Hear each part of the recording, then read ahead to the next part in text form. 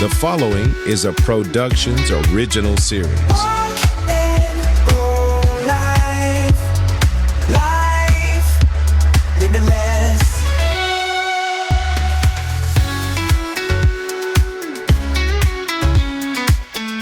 Hello and welcome to Walk and Roll Live. I'm Doug Vincent. Along with Addie Rich, our podcast is dedicated to amplifying the voices of the disability community. Me, I'm a polio survivor. and You're not sure what you are. What am I? I have cerebral palsy. There we go. Good. Welcome back. How was your week?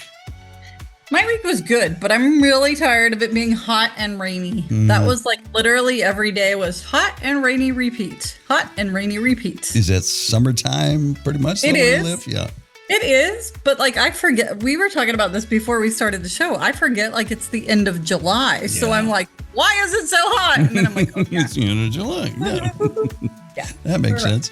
I remember growing up, I've always lived in Southern California, which basically it's all a desert, Yes. And, we've added a lot of water. So, big parts of it, Los Angeles and that whole area, doesn't really seem like a desert, but it's a desert. So, and we never get rain other than some rain. And it was that way where you grew up, right? Where, it was all winter time. It wasn't anything out of that. It was really an occurrence if it rained any time outside of that.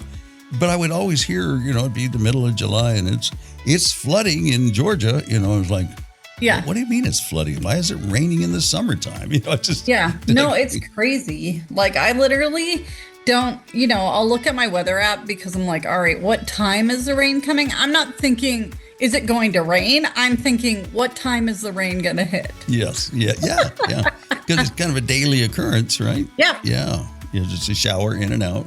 Everything's wet. Yeah, and I'm like, if I have to go anywhere, like, do I wear pants even though it's blazing hot? Because when it rains, and honestly, truthfully, a lot of times it doesn't cool down. It just gets steamy as heck. Yeah. But I'm like, what shoes should I be wearing? Because, Bambi. I'm a little bit of Bambi. So flip-flops are not the best in rainy conditions. So do you like keep a couple different types of shoes with you? Yeah, just to be prepared. I mean, sometimes I'll be like, okay, I need to wear sneakers because even though my feet are going to be hot and I don't want to wear socks, it's going to rain and I need to be able to get in and out of the grocery store without splatting or something, I do actually look at the forecast before I leave to be like, what shall I bring?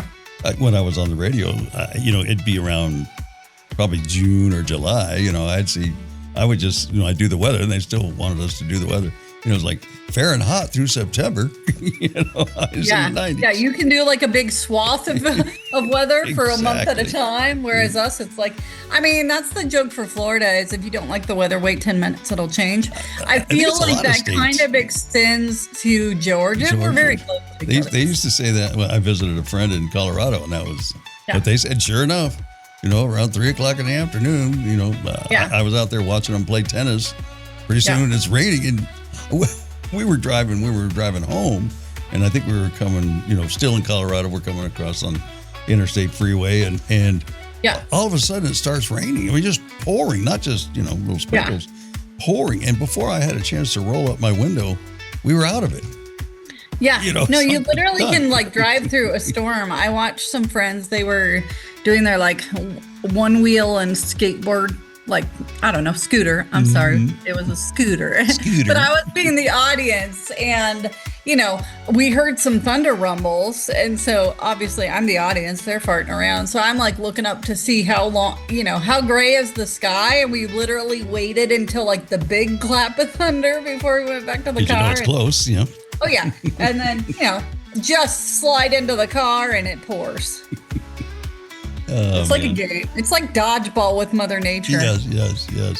Well, how was your week? Well, I was going to say, all of that to say, I got my roof fixed this week.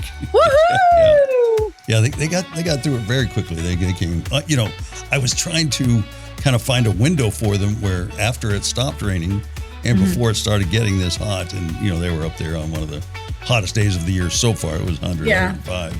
So I guess they're used to all that kind of thing. But yeah, all done within 3 or 4 days. So now I guess I have to wait for the rainy season to see if it's still going to leak or not. Yeah. Yeah. So, but that was it. And, just a lot of stuff this week. I was like, one afternoon, I went from like about 2:00. I had a doctor's appointment, and then 3 or 4 other engagements between that and 7:00. You know, there were some Zoom calls and dinner and just something else. It was like, yikes. Busy day. So anyway, on the move. So want to thank Rudy Garcia Tolson for coming on and sharing his story with us, and also telling us all about CAF, Challenge Athletes Foundation. Thank you, Rudy. I just was seeing him on social media today, and he was in, what was it, Montreal? I think it was. Oh, wow. Yeah. Yay. He's got a, I don't know if he was training for competition or this was recreation, but it looked kind of like a competition kayak, one-man kayak. Yeah, and he was sitting on the dock next to it, and it looked like he had a skirt on, so I'm imagining that's probably buttons onto the little hole that he sits in and makes it all watertight and all that. So he's doing good. Don't forget to like, subscribe, and share. Please subscribe. Those numbers help us out. You know, we just we're trying to. I'm giving up on getting rich or anything, but I just like to kind of cover some of the costs, so that would help us immensely. We appreciate it. Coming up today, we are talking with Becky Curran. I think that's how we say her name, right? And this gal that you ran into, you want to give like just a brief little. Well, I'm getting ready to like physically run into her, but yes, I met her through my work, ERG, which is an employee resource group. I am on the ADAPT board, which is basically our disability advocacy group. That's for, people that are non-disabled and disabled, all those kind of things. And Disability In is going to be in Dallas next week. And Becky is hosting, along with myself and some other people, a caregivers forum roundtable thing. And my parent company is one of the sponsors. And so we get to do a little blurb, but met through chit-chatting there, talked a little about the podcast. I was like, you know what? You have a great story. You should come hang out with us. And so she did. Awesome. And we're about to tell her story today. Well, and there's a great example of, us. Well, I want to highlight you right now. We talk about finding your community, and you've done that with this whole thing. You're walking the walk, talking the talk. So we appreciate that very much, representing Walk and Roll Live. Yes, it's fun. Yeah. It's so much fun. I've said that a million times, that like finding you is a beautiful gift to re-find each other. But this has transformed a lot of how I view myself, my space in the world, and life going forward for myself. So I get to go do it in person for a week next week. So excellent. All right. Well, we'll look forward to hearing all about it. Right now, we're going to take a quick break and come back and talk to Miss Becky right after we hear this word from Ugyar Professional Training.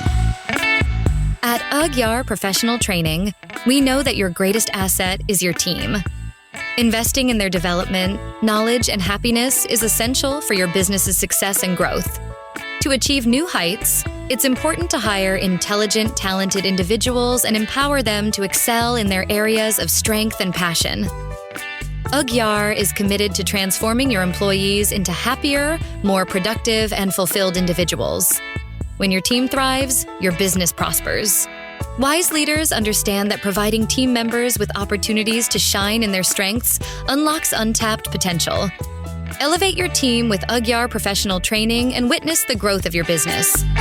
From the Ugyar Professional Training Studios, you're listening to Walk and Roll Live, Disability Stories.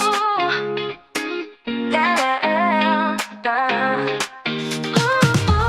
not here sympathy, we're here to take our place. We're carving paths, we're building dreams, we're running life's great race.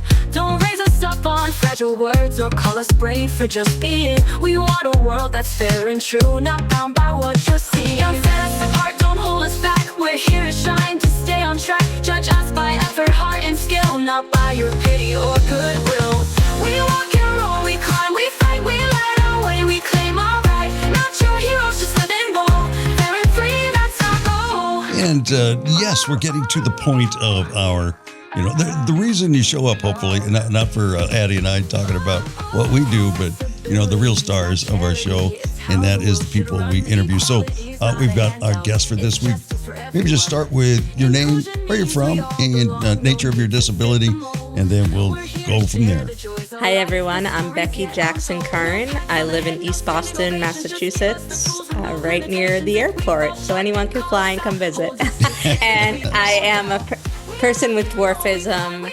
I also identify as having mental health disabilities because I tragically lost my infant son to an accident at the hospital 4 years ago. And a year after that, I underwent a major spine surgery that compromised my bowel and bladder, continuing to fight to build strength, but I do use mobility devices. So additional physical disabilities in addition to mental health disabilities. Just as a result of some life experiences, not necessarily like an accident. You know, we hear so many different types of stories, people who have survived a severe accident, but then in the surgery to repair the damage, then they become paralyzed. It's so many variations on that theme. It's crazy. So, well, welcome to Walk and Roll Live. Appreciate you taking some time and visiting with us. I want to thank Addie too for discovering you. I don't know. Maybe you could start telling how you found Becky. Sure. It's a 6 degrees of separation. We go to the Abilities Expo and do different things like that. And I've been lucky enough to become part of an ERG at work, which we've talked about multiple times. And I'm lucky enough to be able to go to another conference, which is in Dallas. And Becky and I are going to work together sort of on a panel and provide some insight and stuff. And, you know how life happens. I know how to talk. And I was like, hey, and by the way, here we are. So... Very good. So, where did you grow up, Becky? I grew up in Weymouth, Massachusetts, about 12 miles south of Boston, and really was the only one in my community with dwarfism. Yeah. Now, was there a history in your family? There's no history in my family, and that's very common. 80% of families have no history before a child with dwarfism is born. Answering my next question. Mm-hmm. Yeah. Right. Now, does that increase the chance of you having offspring? Yeah. That's yeah. Go ahead. As someone with dwarfism, it kind of depends on who your partner is. But for the instance of my late son, my partner also had dwarfism, the same type as me, called achondroplasia. Mm-hmm. In addition to just having dwarfism, there are over 400 types of dwarfism. Amazing. But mine is the most common. And there's a 50% chance that you would have a child with dwarfism, most likely our type, which is achondroplasia. And then a 25% chance they could be average height. So little people could have average height children. And then 25% chance they would be double dominant, meaning they would have both the dominant dwarfism genes and most likely would not have much of a quality of life.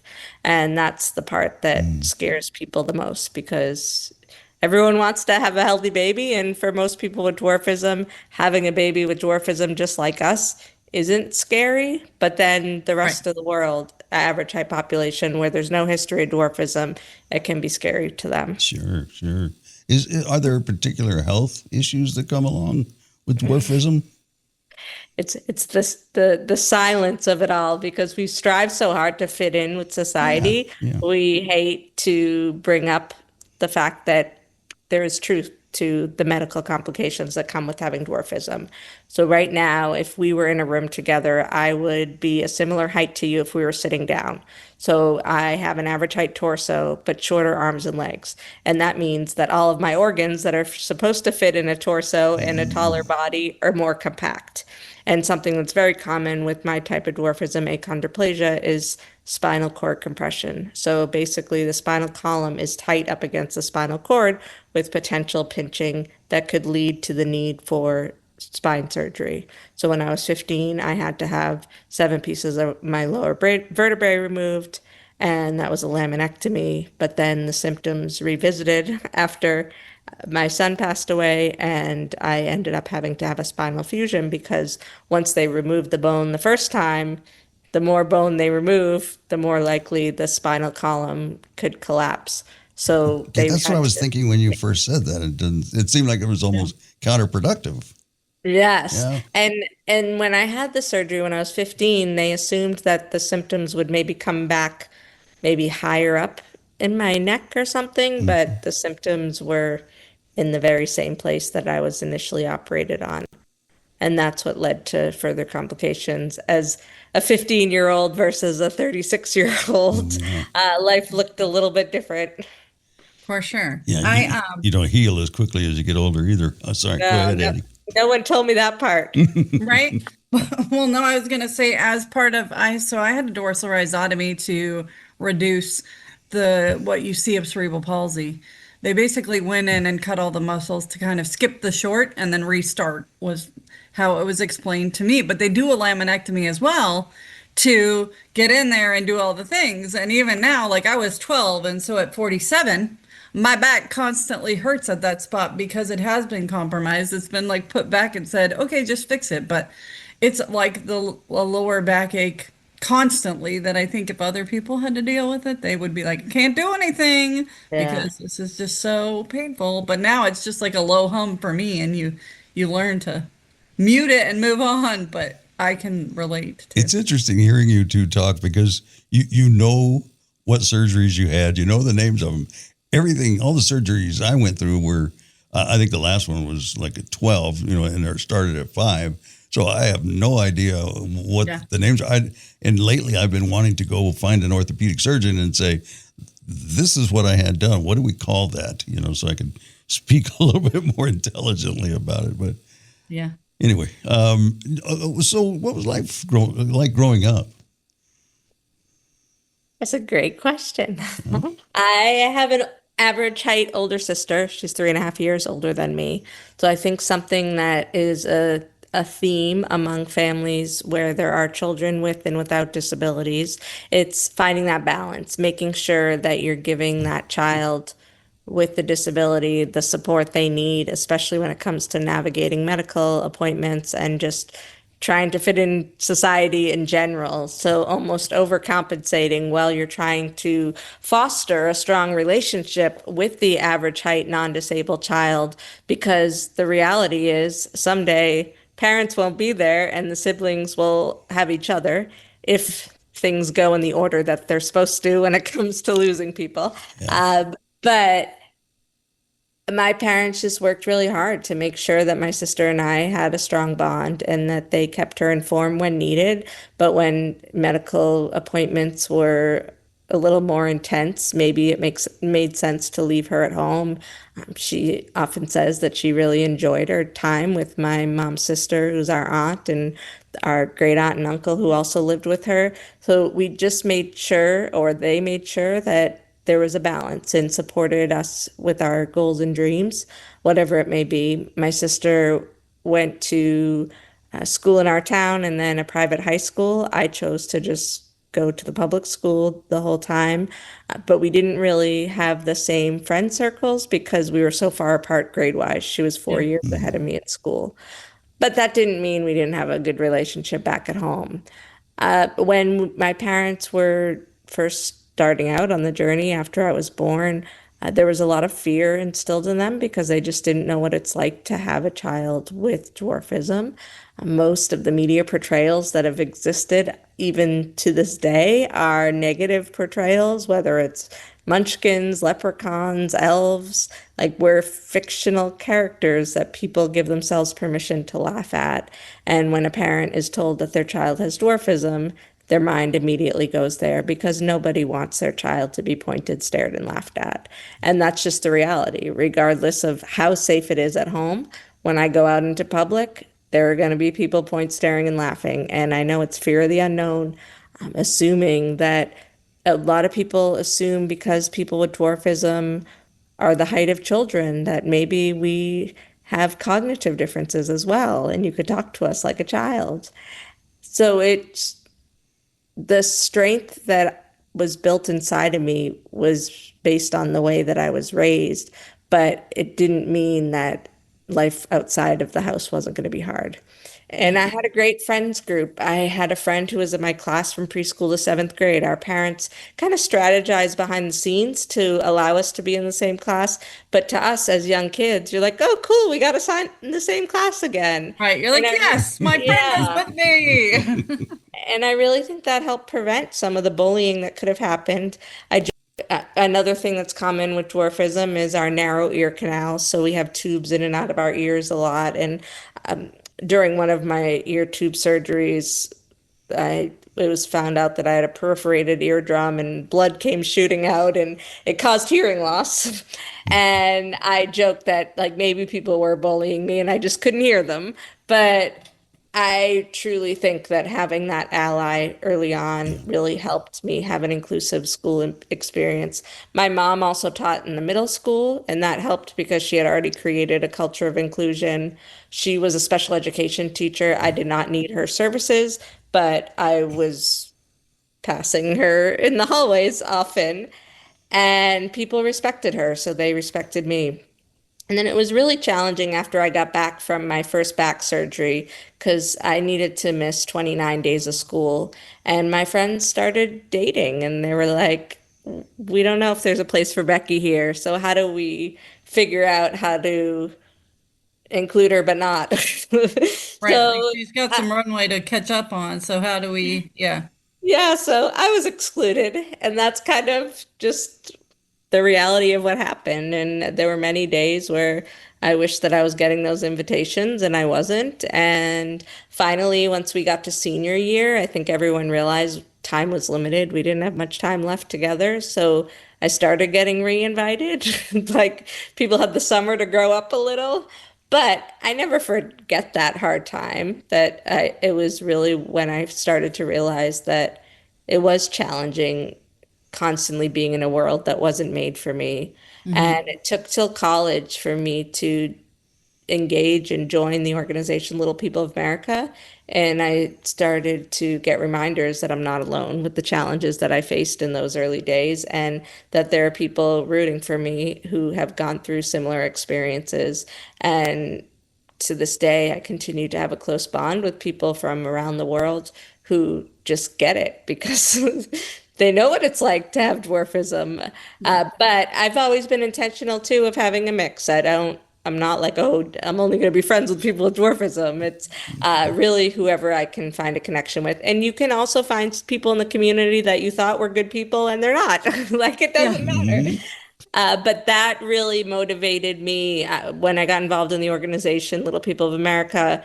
A lot of people who I connected with happen to live in Southern California, and that aligned with my goals to change perceptions of how we see people with disabilities in the media and which influences how people were treated in society. So I was a marketing major at school. One of the reasons I chose Providence College was because there was a person with dwarfism on campus, and she had already been going there as a freshman when I did a tour. So I thought, oh, there's someone like me. Right. And she was another person who wasn't really involved in the organization, just enjoyed being a part of her average height friend groups, and it wasn't a concern for her. But just because she was there, her existence motivated me to go to that school, knowing that people had been exposed to her. Hopefully, she spread some kindness that could then be spread to me. And as a marketing major, I decided to do many internships related to the entertainment marketing side of things. And I started to realize more and more that a career in entertainment would make sense because I could influence how we portray disability. Right. At that time, I thought it was going to be a lot easier than it was.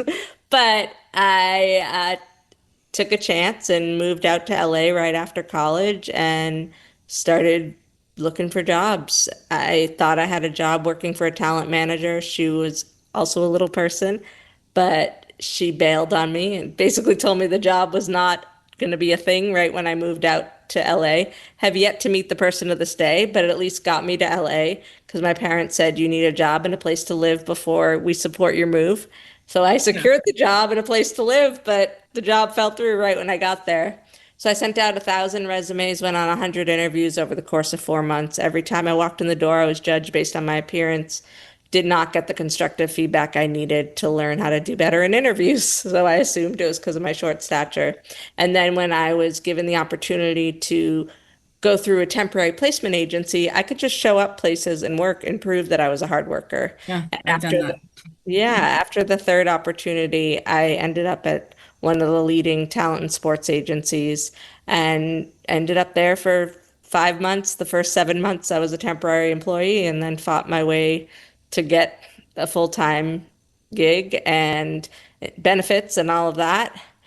But I was terrified of leaving that opportunity. Most people, if they don't want to become a talent agent, they'll switch to another type of company after a year after they get that agency experience. But I didn't know what opportunities would be next because it took so long to get there. But after about 4 years there, people started asking me, what is it you're passionate about? And that's when I could verbalize my passion for disability representation in the media, and was able to put some panel discussions together on the disability and representation in the media topic.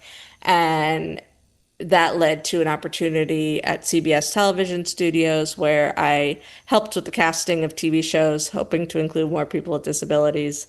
Did not go as fast as I would like, did not get the support that I needed. So then I pivoted and I moved back home to Boston and started public speaking, sharing my story, figuring out how do I reach as many people as possible, so then they can just be kinder next time they see someone like me. Even if I don't have that same influence as the entertainment industry, I can at least make an impact in small waves. And that's what I continue to do now, continuing to speak wherever I can, because I think that every single person I meet has the opportunity to change their mind in the way that they view dwarfism and disability. Now, when you were trying to cast little people in those roles, in your mind, I imagine it was just as another person in the cast. It wasn't as, the joke of the show, right? Exactly. It was interesting. There was one show specifically that I read the script for, because I would have to read the scripts and figure out where we could insert the person, even if it wasn't described. Like, a person could be a doctor, a lawyer, or accountant. This script was interesting. It was two guys moved from Indiana to LA, and one of them is a homebody. The other one wants to go out and make friends. So he goes to a coffee shop and he meets someone who's described as 2 inches taller than a little person. And the friend who was the stay-at-home guy was kind of making fun of him, oh, you made friends with a short person. And even though, that's not great because you're, being weird about it, it's a realistic dialogue. People do that all the time and judge. But the fact that they were describing the role as 2 inches taller than a little person meant that even the creators weren't looking for a little person, even though the dialogue was relevant. Yeah. So right, I was trying to be why can't this just be a little person? It just felt like a stab in the heart that even something that so closely describes realistic scenarios was not even an opportunity for someone. Yeah. or that wasn't an opportunity as a device to have a real conversation. Right. Right. Yeah. So did it ever come to be? Did that show? No, it didn't end up. They did cast someone who was 2 inches taller. They did try to do a search for some little people after I said something, but it was so last minute. They were calling people a day before the table read. But then the show, they filmed maybe one episode and then it didn't continue. It got flopped. Yeah. So maybe that was bad luck that they took the wrong approach. Yeah. But it was very frustrating because people with disabilities can be anything. You can just, and you add more depth to the storyline. And why does it have to just be so specific to, unless it says it in the script, they shouldn't be thought about.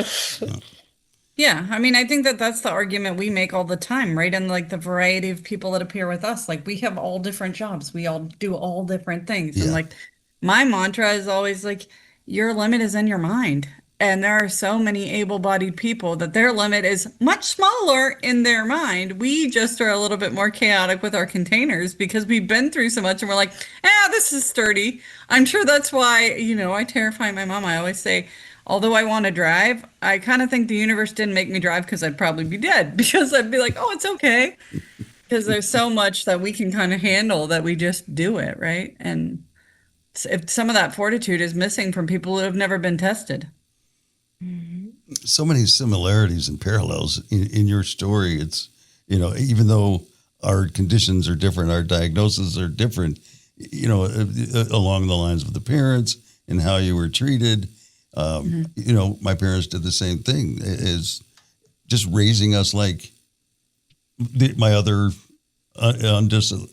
disability brother and sister. And so I never thought about a lot of things, you know, not until I had a child.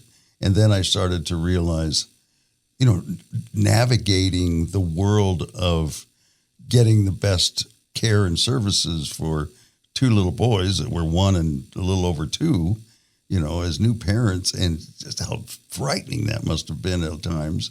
But I think they did a really good job. You know, we went to a school for disabled kids until the 5th grade, and then they mainstreamed us. And the only thing I can remember from that, as a kid, you don't really care about that conversation. You know, you're just kind of hearing it a little bit, overhearing some stuff. And, you know, and I know our doctor was involved and, you know, had to like sign off or recommend that we go to mainstream school. And that was the rest of my career. I made friends, you know, my friends would come up with rules, you know, so I could play the games, and, you know, we would just kind of adapt it to where I could play and be maybe competitive a little bit, but, you know, all those things. So when I got involved in an organization that tries to further, you know, advocate for people with disabilities, I was kind of surprised at first, like, we're still doing this? You know, I mean, I figured when we were doing it so well when I was a kid, by now, it wasn't even a conversation anymore. And sadly, I'm learning that, no, you know, as it seems like it's gone backwards a bit.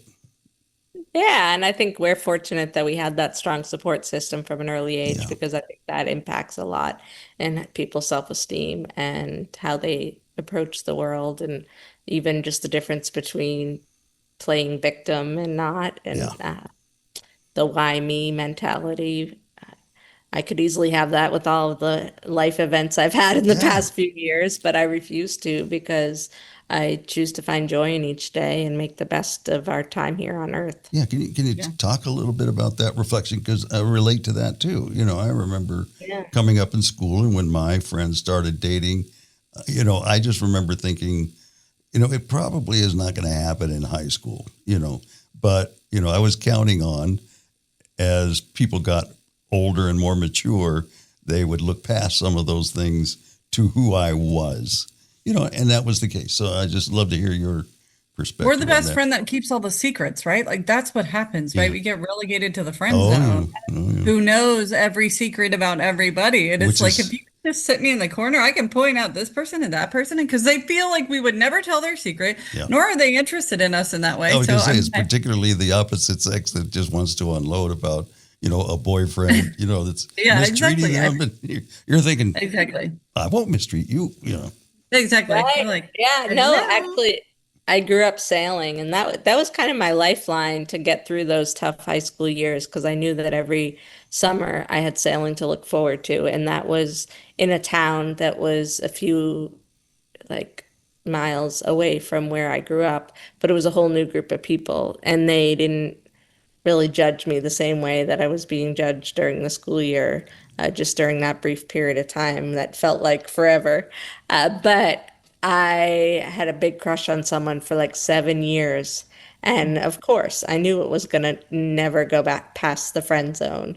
But exactly what Addie was saying, you get told all these secrets and these things, and you're trying to hold it together and not be forward and vocalize your feelings. My parents often observed that time as it was a good distraction, because it wasn't like I was chasing after a million guys. It was just this one I was focused on, and it allowed me to focus on my schoolwork and not be all over the place. But it was still hard. But my dad has witnessed many times where maybe I feel down about one thing or the other, and he reminds me that I could stay down, but it's much better to try to get up the next day and start over. And I kind of have thought that and lived that my whole life, where it's only you that can decide if you stay down or get back up. And I think because of the shield that I have around me after experiencing all the point stares and laughs and the way that society tends to exclude us, I can't let everything get to me. And I have to just keep moving forward. But I can't deny that there aren't hard days. For sure. That'd be a lie. When you Right. show up as a human, Right. you get assigned a ticket that doesn't care about your container. It says some days are going to be real shit. Some days are going to be Right. amazing. But you have to decide how many of those you're going to count shit Right. or exciting. I feel like, I'm always reminded of, the pressure on the coal is what produces the diamond. Yes. So, you look back on your life and in those agonizing experiences, you start to reflect that that's what made me who I am. And I like who I am now. Exactly. And I think we view people like we can understand people really fast. The way someone reacts to my difference, I can decide in a split second whether they're worth educating or not. It's the way they approach me, the way they interact with others. I think the problem solving skills that we gain from just having to adapt. Even Addie and I were talking earlier about having a nice conversation, and all of a sudden my day turning around when my scooter just dies on me.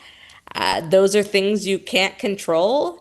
But the commentary I got from the people who were observing me that day was that I just stayed very calm and collected because I knew there was nothing I could do. I was secretly stressed knowing that I had travel plans the next day and I didn't know how it was going to be driving a different scooter that wasn't mine, 4 wheels versus 3 wheels, but I had to just figure it out. Yeah. And I think you just have to choose those things that are really going to bring you down and those that you can stay floating, even if it means treading water really fast. Yeah. I always say we flex that muscle a lot, so it gets a lot of use, and we're good at adapting to things quickly. Yes. Yes. So curious. So obviously you meet your husband, partner now at some point. You do get a boyfriend and move on in life. Yay. And create a family in some way. So how did that kind of come to be? I mean, obviously you're doing your adventure. You moved back to Providence area and decide you're going to be a speaker. Is that what kind of bumps you into each other, or how does that happen? It's a good question. I will have to clarify that he's now my ex-husband. Okay, there you go. Noted. The life events can lead to that. So being involved in the Little People organization, I did ultimately find romantic relationships. What usually happens is you meet someone at a Little People convention. It's a week-long experience every summer around the 4th of July. And it could be in any given city around the US. Usually they try to do 1 year East Coast, 1 year middle of the country, 1 year West Coast, and kind of shift around. So it's accessible to people financially who live in those regions. But I've been fortunate to be able to go to most of them no matter where they are. You may meet someone the first day or the last day or in between at those conferences. But then the greatest challenge is figuring out how to merge lives because you most likely live on opposite sides of the country. Right. So the first relationship I was in 2009. We met at a conference in New York. I was in LA. He was in Oregon. Figured out how to do distance for a bit. He moved back down to LA. Then we learned real fast that we weren't meant to be together. So kicked him out. One of the challenges that I faced with that relationship and relationships to follow was a different drive and a different support system back home. I've always been very passionate about having a job. You would think one would want to have that, but there's a little bit of the victim role that sometimes people play, and they just did not get it together to get a job, and that was important to me. So then the next relationship I had was another long distance. I was in LA, he was in New York, so all the way across the country. Then similar thing, I moved back home to Boston and he felt that it was too close to New York where he lived, even though I was not moving to him. And I thought, okay, well, this is not going to help our relationship go forward. Like Doug said, sometimes the work's going backwards. So that ended. Then I ended up dating someone who lived in Utah. So I was back in Boston. We did Utah. That only lasted about 6 months. It's really challenging with the long distance to try to figure out how you can make it work. And I think you're constantly thinking of that end goal of if you really want to be together, one person's going to have to sacrifice a lot more than the other in order to move to the same place. Yeah. So then it was several years. I ended up moving from Boston to New York, lived there for a bit, and then just through Facebook, I ended up meeting Jackson's dad, and we did long distance for it was like 2016 to 2018, and then we got engaged and were able to merge our lives because I got a job that was fully remote, and that allowed me to move to the Midwest. I did that for 2 years. And then once the pandemic was happening and we wanted to start a family, it made sense, or I really wanted to make sure that was happening back home in Boston so we could be close to my family. So we moved, and then 2 months after we moved, we got pregnant and we had my son Jackson, and he ended up having dwarfism, our type of dwarfism, so was not double dominant or average height. So it was the goal that we wanted, and he had many medical appointments. Like Doug was saying, you just try to figure out how to get people to what they need, and you learn a lot in the process. I am honest about the different appointments he had because I don't want to make it sound like it was so easy and then all of a sudden he died. It was challenging. We had a lot of appointments, and he had sleep apnea, and we were in the NICU for 23 days. Then he was being closely monitored with sleep studies and car seat tests. And at his 6-month appointment for his car seat and sleep study, he stopped breathing. And then we had to make the decision after 12 days to let him go. And it was a big adrenaline rush in a negative way, in a confusing way. But going through that experience, which then led to more medical challenges for me, ended up breaking the relationship. And now it's just been a phase of rebuilding and also not wanting to take any big chances because of how much it has taken to rebuild. Yeah. For sure. I mean, who can't understand that? That is a huge deal. Life has dealt me some hands as well, without fully talking about it. But I've been a rebuilder more than once, and currently kind of in that phase, trying to figure out like how does this look going forward, and how do we, at this age, I'm 47, so I'm a little bit older than you, but like how do you do that, and like how do you prioritize yourself and your dreams and decide when is the time to shake hands and be kind and find your way. Right. But it super sucks because the universe teaches like make a family, do these things in this order, and that's success. So 100%. Yeah, and it's really hard because I get people all the time because I talk about Jackson, my son, so openly and share stories, and everyone says I have enough love to be able to have another child. And it's like I logistically right now can't do it myself, and I just I need to take care of myself. Yeah, you're like, hey, and now, there's nothing to give. If your cup don't runneth over and it's an empty cup, you can't be expected to. Right. And just the physical help that I need with certain things, I just wouldn't want. He's my only son, and I will continue to honor him and do whatever I can to make a difference in this world on his behalf. Well, I admire you and your ability to talk about him openly. So many times when you lose somebody in your life, people want to kind of stay away from that subject for fear maybe of causing you pain. But, I usually talk about people that have been lost in other people's lives because I know the people that I've lost in my life. I love to talk about them. I love to talk about the positive things. So is there, some things in that short time of Jackson's life that are the really happy moments that, his little personality might have been emerging? Of course. Something I love to do is stick my tongue out at him and then get him to stick his tongue back. And of course, you could have concerns if he was going to be fresh later in life, but it was too early to try to form those assumptions or behaviors. And it was just a way we could communicate. He had an early intervention specialist who was encouraging him to work on tummy time. And it's just crazy with babies watching the unspoken word of doing that and then her leaving and then him trying in between to do his homework without like real written or verbal description. But he would get stuck when he would try to do the tummy time. So I would then go help him get unstuck because he'd make like a noise and then he'd get unstuck. Just his giggles. I think the best part was every morning waking up and just seeing his smile. Sometimes he had sleep apnea, so he had oxygen through the night, and he would just have ripped the tube off. But his poor cheeks were like so dry from the stickers to keep the tube in place. But you knew you were going to be we were going to be starting the day and changing him and then just laying on a blanket together. Those were the best parts of the day. And at nighttime, at about the 2.5 month mark, he started sleeping straight through the night, 11 to 7. My goodness, you got lucky. Yeah.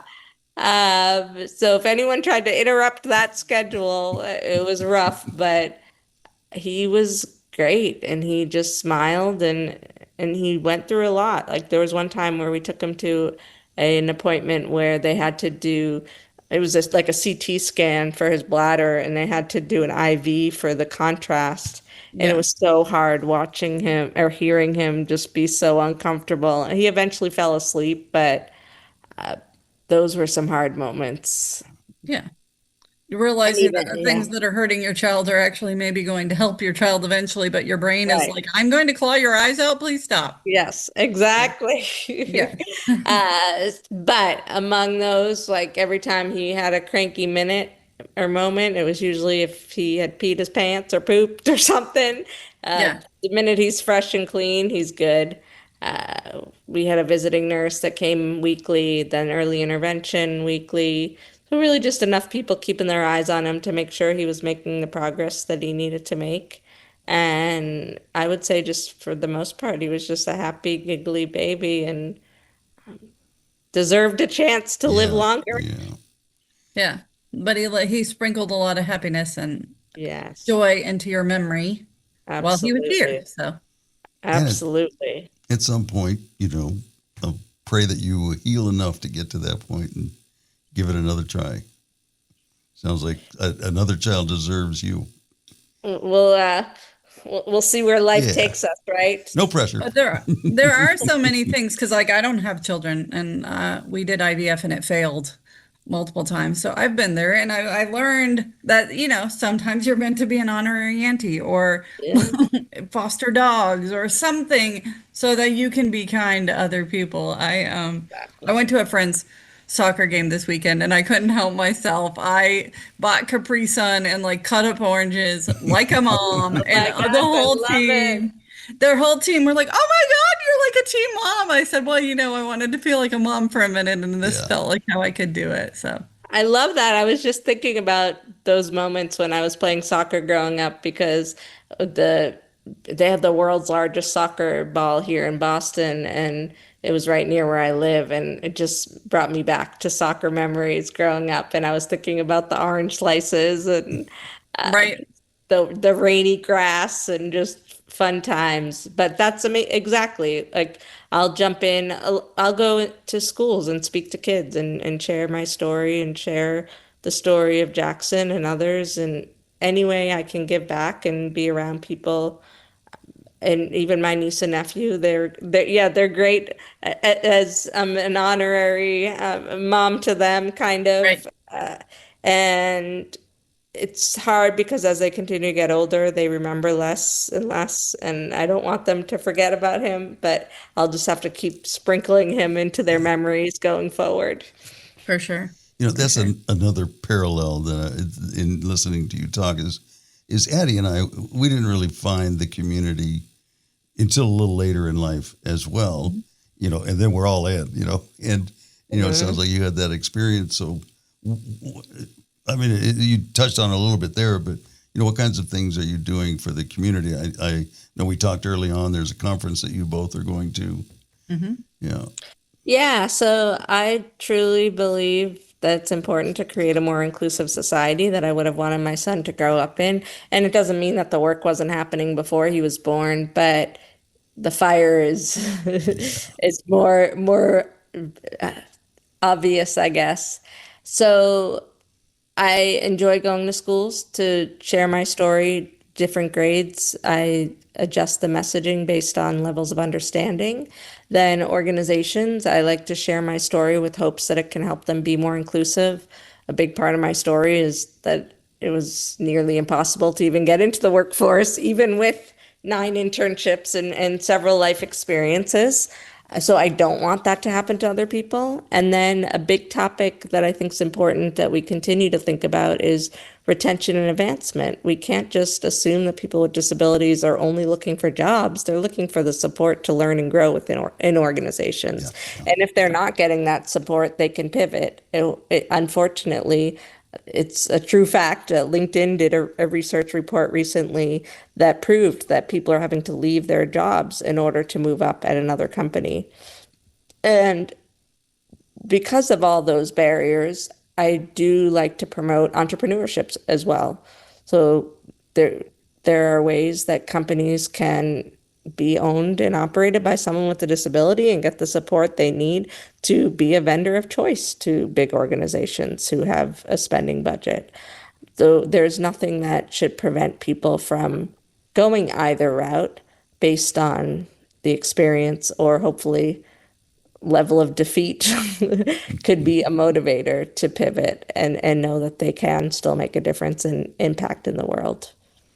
That's really important. Yeah. A professional cheerleader who's like, hey, let me help you pivot in both mindsets, right? Like us as the person with disability and as the organizations that could hire them or include them or different things. So it's important to be a change maker and be you who's willing to sit at a table and go, hey, let's talk about this. Let's think about this in a real way. Even I was having a conversation with an organization earlier today, and they were telling me about their inclusion efforts, which didn't include disability. And I immediately said, okay, why isn't that group part of this discussion? And a lot of organizations assume that they need to just get started on the other areas first. It's like, no, why don't we do them all together? Excuse. Yeah. Yeah. Yeah, for sure. Yeah. There's work to be done. Hold their feet to the fire. I think people are afraid of offending. They're afraid of using the wrong terminology, but that could get in the way of them doing the work. I tell people, call me Becky, call me by my name, and then you can get to know what may be of interest or what's preferred or what's not. Again, I'm going to be one person with a disability you meet, so the next person may not be exactly like me, but it'll at least give you a level set on how to be kinder. Yeah. Yeah. And more comfortable. Yeah. You know. Doug, it was interesting when you brought up earlier just about how your perspective changed when you had kids. Mm-hmm. I was thinking about Peter Dinklage, who set a good example for little people just when it comes to representation in the media, because he's actually able to play skilled characters. Yes. Of course, his roles, there have been a variety of different roles, whether some may be stereotypical or not, but most people view him as a very talented actor, and that's what people want to be known for, their skills. Yeah. He and his wife's average height, have 2 average height children. But I was thinking that if things had gone a little differently and they did have a child with dwarfism, would that lead to him being more of an advocate, understanding that he needed to pave a way for that child with dwarfism? As of now, he's kind of just been on the sidelines. He does his thing, doesn't really advocate alongside the community, but that could have changed the trajectory of how he shows up. Well, you know, and you're a perfect person to speak to this, but I don't know what his mindset was when he commented on the new Cinderella movie, and he said something about the dwarves, and you know that put 7 actors out of work just because he said something. Right. You know, I wonder if he's been very successful. And I think a big part of that is he is a world-class actor, regardless of his size. And a lot of times I think maybe because the pool is a bit smaller, if the role calls for a little person, not everybody has the acting chops that he does. You know, so you kind of have to get that person and then hope that they can do a good job of the acting. But isn't it a chicken or an egg? Because the pool is well, small. that's what you wonder. People, Yeah, that's probably a component. But then, for him, but I'm saying for him personally, he's had such a great experience as a little person in a field where there's not too many at that level, especially if he had a child and saw maybe a more typical experience, it might give him pause before he, says something like that and not think about the consequences. Yeah, exactly. Yeah. And there was an award show where he mentioned this guy, Martin Henderson, and Martin Henderson was in a bar in the UK and got tossed across a room. So there is a real thing called tossing where people pay to go to a bar and they watch little people get thrown across a room. The little people who agreed to do it are like, we get paid well. It's like, but you're also going to risk a brain injury. Mm-hmm. It does not make it right. In movies like The Wolf of Wall Street, the opening scene is a dwarf tossing scene. So then that motivated bars around the country and the world to host these types of events, which are not okay. Yeah. But after Martin Henderson was severely injured, Peter Dinklage mentioned something about him in one of his speeches. And then the press was all over it. They're like, tell us more, tell us more. And his response was, I did my due diligence by mentioning his name. Google his name. You can find out what happened. But if he had taken on some more of those interviews, it could have led to some more advocacy and awareness. But you can't force it on someone. They have to want to do it. And he did bring awareness to the topic just by saying his name. But I think it just depends. And I think that's kind of how I live my life, of knowing that since it does impact a community of people, it makes sense to go forward and speak up. And I try to be very intentional with my advocacy, not political or religious, but I want to figure out how to be as authentic as possible, anger aside, and just connect with people, but raise the concerns that need to be raised. Yeah. Like if I can't get a step stool at a hotel, I'm going to tell them that I need a step stool and they should stop making excuses. Or if I'm not getting the care I need in a hospital facility, I'm going to speak up, because I know that there are others who come after me who aren't going to be able to speak up, and it's going to impact their experience and the overall. I was at the doctor a week or two ago, and as I came out, he wanted me to make an appointment for a follow-up. Well, as I came up to the waiting room from the back, there's a lower counter, ADA compliant counter. So I roll up to that and I said, I'd like to make an appointment for a follow-up with the doctor. She said, okay, just come around here. And I said, no, I'd prefer to use the ADA compliant counter if you don't mind. That's what it's here for. I got kind of the, the side eye, stink eye a little bit. So, you just have to chip away at it, But that's where Addie and I have found ourselves now. Now we're joiners, and that's our mantra on this show. Find your community, join your community. You'll find people that just get you so much more, even if it's not romantic. But there are people that will get you, support you, cheer you on. Yeah. Exactly. Well, and I mean, I think not having community as well. Like, I don't want to call myself ignorant, but I will, like, in a way, because like, being young, doing the March of Dimes, doing all that stuff, then kind of not purposely hiding away, but just wanting to be me and not necessarily acknowledge and like have all these extra accommodations and whatever, right? Well, I missed all these cool stories that in the last 2 years, joining you and really truly like advocating for myself and getting to do all these different things, the amount of friendships we have forged over having these guests, like I missed community in a way I didn't know I missed it until I became part of it. And then I was like, whoa, this is good stuff. This is really amazing. Yeah.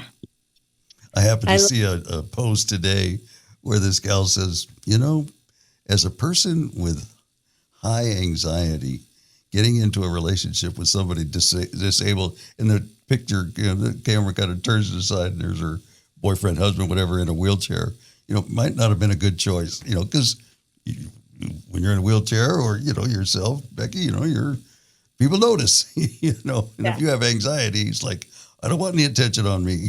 So I don't want them looking at me. I want to be, but the punchline should have been, they're not looking at you. like that. Well, I know, but her anxiety doesn't care. I know. As a fellow anxious person, my anxiety can be worried about everything all at once. Me too. Wait, so they were publicly sharing this information? Now I'm like feeling for the wheelchair user.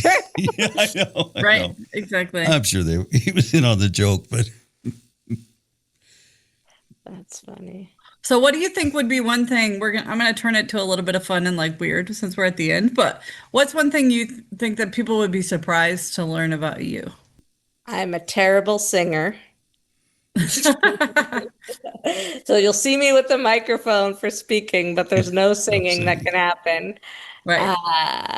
I have no fear. I'll sing all day long, but I might scare people with my Right. We're not going to karaoke. Yeah. We're not going to go find karaoke. People will thank us. If you could have dinner with any disability advocate, living or deceased, who would it be? Wow. And why? Whoa. There's actually a guy who I just recently learned about. I've been involved in this organization, Achilles International. So part of my mental recovery has been physical recovery, and I'm actually doing a 4-mile race in a few days. Amazing. His name's Cedric King, and he does public speaking. He was in Afghanistan and lost both of his legs, went into a coma for 8 days, and his legs were not there after he woke up. And he just has a fascinating story, and I think it would be really cool to sit down with him. I thought I'd maybe see him this weekend, but he's not going to be able to be there. So we haven't made that direct connection yet. So I think that would be really cool. And in just the tie-in of people may acquire a disability, but it doesn't mean they still can't participate in those types of activities. For sure. As a marathon runner, I do not plan to run. I will continue to do distance walking, but it's just the mentality of keeping moving even after such a tragic event. Mm-hmm. Yeah. Any final thoughts? Any aspirations for the future that you have? Well, I do plan to get my story out there further with the book Call Me Becky. And I have thought about maybe doing some podcast work, whatever that may look like, and really just helping elevate other stories too. I love supporting others who may be doubting themselves and want to achieve what maybe they originally thought was impossible. For a long time, I've just used the motto, anything is possible, because I truly believe it is. You just have to set your mind, heart, and strength to it. Yeah. For sure. Well, good. We support you. Yes. and this will be like a tease for the next visit from Becky when the book comes out. Yes, you'll have to come back and tell us all about it, or just enough so people want to buy it. Yes. Yeah, don't tell us the whole thing. Make that sellable. I think you got a little preview today with parts of the story. It's really just about finding strength and sharing the vulnerability. As you said, some people don't like to talk about death or challenges, but I think it's important in order to move forward to be able to talk about those things. Well, we appreciate you coming on and opening up and sharing all parts of your lives, the easy parts and the others that are a little tougher. So thank you. And thank you for letting me talk about Jackson. Absolutely. Each week on Walk and Roll Live, we share honest and open stories of people living with a disability. I was into aggressive rollerblading. I was skating half pipes, jumping stairs, grinding rails. Okay. And like, there's one moment where we're skating to like a fast food restaurant, and I was visually following my friends. I didn't have enough like distance or preview. There's a change in texture on an asphalt, and then horns are honking their horns. I had crossed the street on a red. Join us weekly for another powerful episode. Walk and Roll Live, wherever you get your podcasts. Life, limitless. Subscribe now.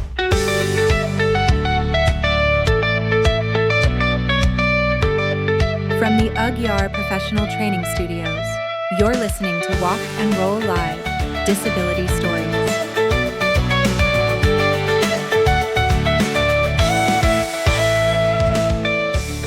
Obviously, I love telling the story, and I'm always grateful when the universe crisscrosses things, but you a lot of times are the one that have known people and found people through your board work or just different events you do. So this one feels like exciting to meet somebody new and then to know that I get to meet her this next week. So it's pretty cool to tell her story this week and then know that I'll see her next week. It's awesome. Obviously, she's done a lot of things in the world that whether or not we know it or don't seem like a direct correlation, have some correlation for the lives like myself and you and all others in the community are getting to live. Yeah, definitely obvious from talking with her.